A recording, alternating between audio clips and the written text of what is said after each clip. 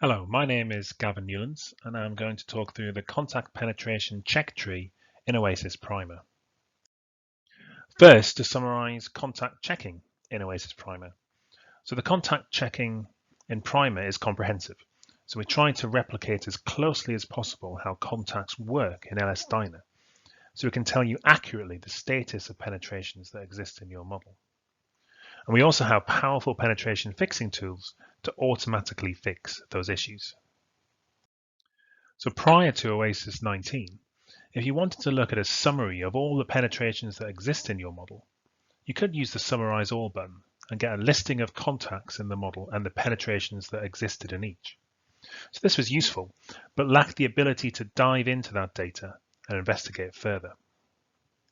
So new in Oasys 19, we've added the interactive contact tree. So this has the same information as the listing mentioned previously, but contains more interactivity to make it easier to investigate and fix those penetrations. So you access the contact tree through the contact button. You click on penetration check, and the new button is here called contact tree. When we click on that, Primer will go through the standard contact penetration checks.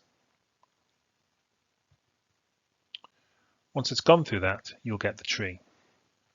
So here you can see we have some penetrations, we have some tied contact where some of the nodes are not tied, and we also have some crossed edges that's been identified. All the numbers are in here that tell you how many penetrations and so on you have for each separate contact. And in here you can investigate further by opening the pen check tool. Now this gives you more interactivity to help you fix the problem and also to visualize and contour where these penetrations are.